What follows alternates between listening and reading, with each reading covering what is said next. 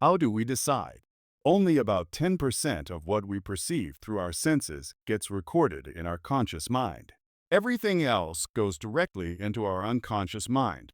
This is why many times we do not even remember a place that we pass every day. So long as this sensory perception does not interest us in some way, it does not get recorded.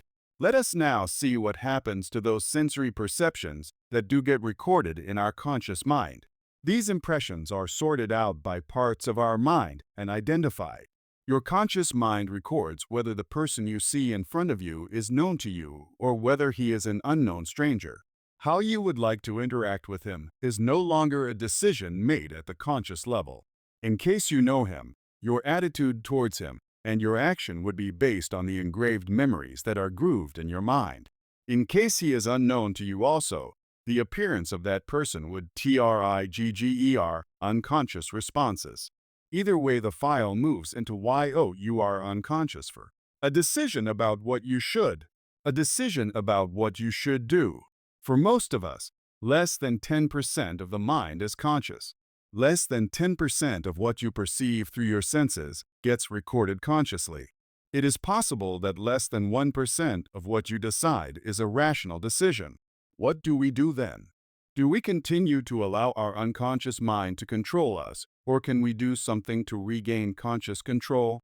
There are two ways in which we can regain control. The first is to reduce the conditioning that binds us. In our meditation programs, we work on the removal and dissolution of these samskaras that bind us. The second way is to be in the present moment, in total awareness and control. In our Life Bliss programs, we teach techniques for both these methods. In the superconscious meditative state, it is possible to relive embedded memories so that they are relieved. This allows the inner space to be cleansed. One gains the skills to reach and stay in the present moment awareness. Transcend time. Be in the present. If you observe your thoughts carefully, you will understand two things. One is what we talked about earlier about thoughts being unconnected. All you need to do is to sit down and write down the thoughts that arise in your mind for 10 minutes. You will realize that there is very little connection between your thoughts. They seem to jump from one to another. The second point you will notice is your thoughts are always about your past or your future. You can only think about what happened in the past or what will happen in the future. Your thoughts of the past are usually regrets about what you did not do or guilt about what you did. Thoughts of the future are about what you wish to do. Please understand, neither the past nor the future is real. The past is dead and gone. Most often, we do not even learn from the past. All we try to do is use our past to steer the future. It is like driving a car looking only at the rear view mirror. You know for sure where you will end up. The future is even more unreal. It has not happened.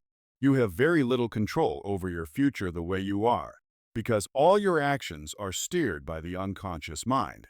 You are driven by the embedded memories of your past. Your thoughts are nothing but the movement of your mind between past and future. Your mind never wants to rest. If it rested, you would know you could do without it. If only you allowed the mind to rest or even persuaded your mind to rest, you will find that you reach a blissful state. That state is the present moment. All your future has to happen in this present moment. It is what you decide now in this present moment that makes your future. Once you take care of the present moment, once you live this present moment consciously, you no longer will have cause to regret your past or feel guilty about it. You are oscillating at a high frequency most of the time. You are always excited, even when you think you are resting. This is why Buddha calls it the monkey mind. As the thought frequency or thoughts per second or TPS comes down, you naturally rest into the present moment. In the diagram, the shaft in the center represents time. At any given time, the greater your TPS or thoughts per second, the more far flung you are from consciousness of the present moment. You are simply worrying about the future, thus allowing it to slip into the past, without ever getting a glimpse of the present. When your TPS comes down, you enter more and more into the present, and when this happens, You have a clearer vision of the past and the future. You may wonder what is there to be clear about the past. One can understand that the future may not be clear, but why the past? I have lived it, so why should it be unclear? You need to understand that what you remember of the past is your judgment of the past, not the way it happened. How many times do we talk about the golden past? How much has been written about the golden past? There is nothing golden about the past. We just choose to remember the good parts, so it looks golden. When you are in the intuitive state, for those few moments, your TPS has dropped and you are more in the present. When your TPS is zero, you can clearly see the entire past and future. The point where the future meets the past is the present.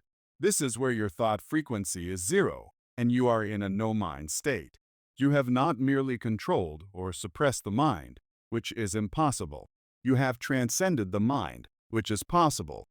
Not only can the mind not play its games on you anymore, but you also reach a state where you can play with the mind and make it do what you wish. We can choose to be in this state. This is the state of meditation. Meditation brings the mind to rest. Meditation disengages the mind so that the mind cannot play games. We can also reach this state in the Master's presence. The Master is always in a no-mind state, which is the zero TPS state. When you are in his awareness, whether physically or otherwise, your own TPS also drops. You can reach zero TPS just by being in the Master's presence. The presence of the Master is meditation. Awareness of the Master is meditation. Inner chatter. In our normal state, we are constantly in chatter. Even if we do not talk out loud to another person, as many stressed people in fact do, we talk silently within. Not only is our mind not at rest, but the thoughts it generates also take shape as a monologue or dialogue within us. This inner chatter is what we call worry. Worry is nothing but the constantly repetitive inner negative chatter. Again and again, we refer to the past and project it to the future by connecting all the negative things that have happened to us in the past. We then visualize the same thing happening in the future. Left to themselves, 90% of your worries will never materialize. I have shown this to people who have attended our courses. I tell them to write down their worries and review them 6 months later. All of them tell me that almost all of their worries never really happened. The 10% that did happen was good for them. Your strong visualization actually invites these worries to become true. If a worry constantly nags you, bring in the understanding that the worry itself is a creation of your mind. The mind itself is unreal. The connection that it makes with your thoughts is unreal. Therefore, the worry is also unreal. You can replace negative words with positive words and negative thoughts with positive thoughts. It is that easy. These words have power. Words cause stress. We do not realize how powerful our thoughts and words are.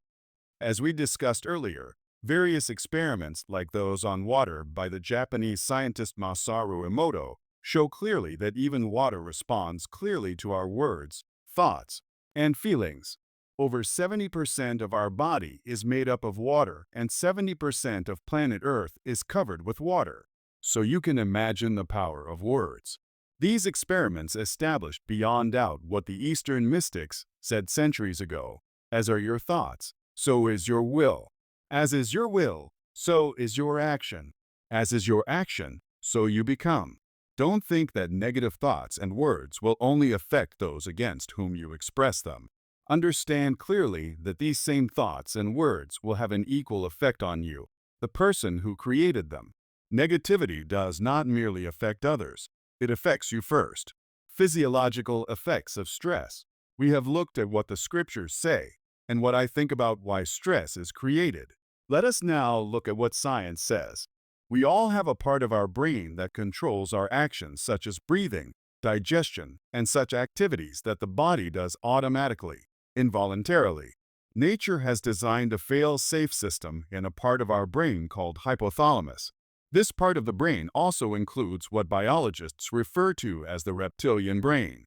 Behavioral scientists often talk about the fight or flight response. When the body, Mind system perceives a danger to our survival. The hypothalamus is alerted by our unconscious mind. The unconscious mind functions at speeds 1,000,000 times faster than the conscious mind. So even before we consciously become aware of danger, we instinctively become alert. The hypothalamus activates the pituitary gland, the master gland, which then activates the adrenaline glands that secrete the adrenaline hormone, which is pumped into our extremities, the hands and legs. We then get ready for the fight or flight reaction. Either the energy prepares us to fight the threat or to run away from the threat. The unconscious reptilian brain takes the decision to release chemicals into our body to protect us. This worked very well in the days of the caveman when he faced lions and tigers. He had to be ready even without thinking to fight or run away. To study the effect of adrenaline on human beings today, experiments were carried out on athletes. Sprinters were lined up at the starting block in moments before the pistol was raised to signal to them to start running. The umpire lowered his arm. So, the sprinters had to fall back and reposition themselves. This was repeated 6 times. Without even running a meter, the sprinters collapsed at the starting block. The adrenaline level in their bodies had become dangerously high. The life-saving adrenaline can become a killer when it is produced without reason. The chances of our meeting a tiger or a lion are quite slim these days. Nevertheless, our unconscious mind keeps sending signals of such danger. I call them fear strokes. Psychologists estimate that we face at least half a dozen such fear strokes every day. These fear strokes produce large quantities of adrenaline in us.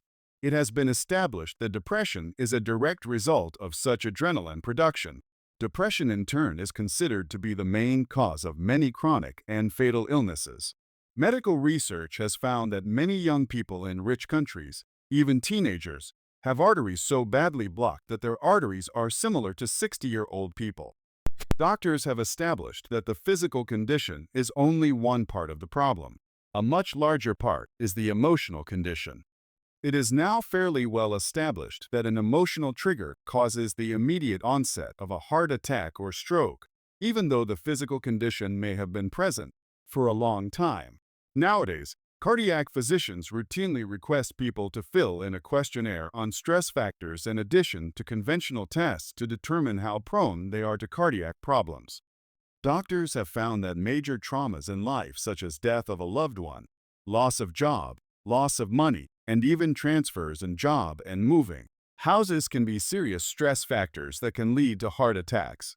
What is true of heart attacks is true of many non-life-threatening but highly debilitating ailments, such as backaches, migraines, and ulcers.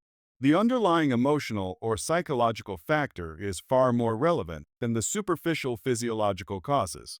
Stress is a killer, but it is in the mind. We create fear strokes through worry. We create them through conditioning. You can correct the situation temporarily through medicines. Unless the underlying cause is removed, no medicine can be effective in permanently curing the ailment.